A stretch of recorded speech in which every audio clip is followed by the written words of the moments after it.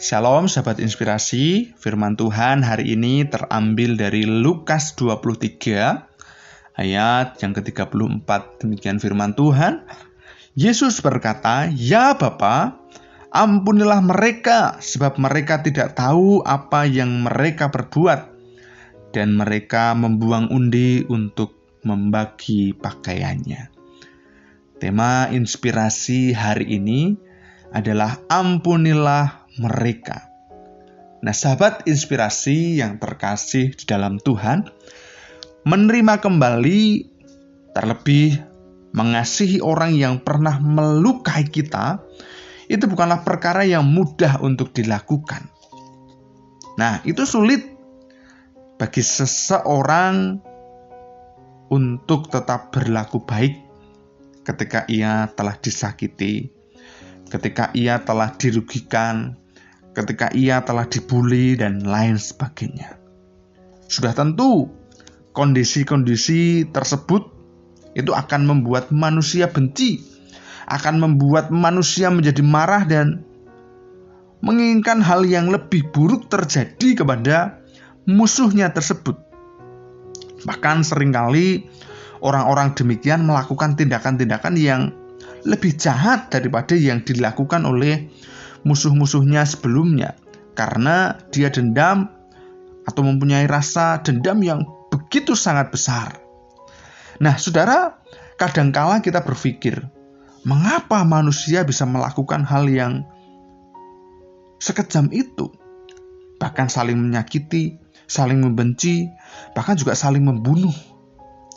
Ya, semenjak manusia jatuh dalam dosa, dosa begitu mengikat dan menyebabkan manusia melakukan hal-hal yang jahat dan menyakitkan. Nah, sahabat inspirasi yang terkasih dalam Tuhan, Allah tidak ingin manusia terus-menerus berbuat jahat dan hidup dalam dosa.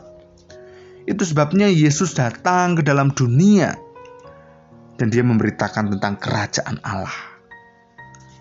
Nilai dan gaya kerajaan Allah itu sangat berbeda dengan apa yang berlaku di dunia ini. Dan inilah yang diajarkan dan diteladankan oleh Yesus sebagai umatnya. Nah, sahabat inspirasi, kita bisa melihat ketika Tuhan Yesus dihina, ketika Tuhan Yesus dicambuk, ketika Tuhan Yesus dipukuli, dibuli, dan diperlakukan bukan lagi sebagai manusia. Yesus tidak membalas dengan cara-cara seperti yang diperlakukan kepada Tuhan Yesus. Padahal sebetulnya Yesus bisa saja membebaskan dirinya, kemudian dia menyembuhkan dirinya sendiri, dan dia menghancurkan semua orang yang menganiaya dia. Tetapi Tuhan Yesus tidak melakukannya. Itu bukan bagian dari rencana keselamatan yang akan Tuhan Yesus kerjakan. Tetapi justru dia tetap merelakan dirinya disalib dan berdoa bagi musuh-musuhnya. Nah, sahabat inspirasi, kasih dan pengampunan Yesus itu terlihat sangat menakjubkan bagi orang berdosa.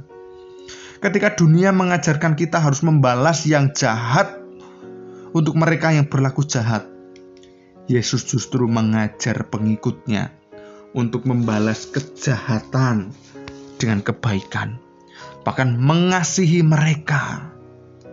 Nah, saudara, sahabat inspirasi, tindakan Yesus ini merupakan tindakan nyata dari apa yang diajarkan sebelumnya.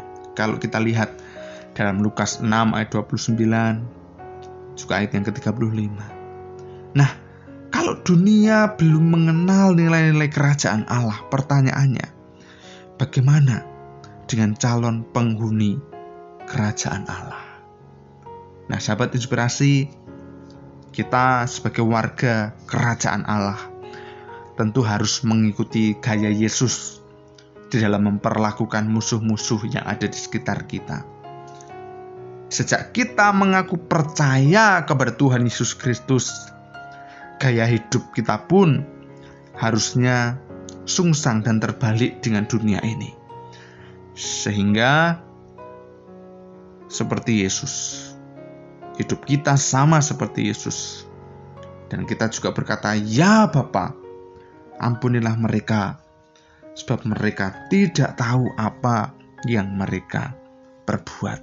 Maka dari itu, kita harus punya sebuah keyakinan, dan kita harus mau berubah, bahwa gaya hidup kita itu harus terbalik dengan gaya hidup dunia.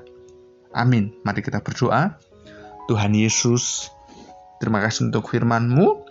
Ajar kami untuk kami meneladani Engkau di dalam setiap aspek kehidupan kami. Kami serahkan hidup kami ke dalam tangan kuasa-Mu. Kami bersyukur untuk firman-Mu. Di dalam nama Tuhan Yesus Kristus. Haleluya. Amin.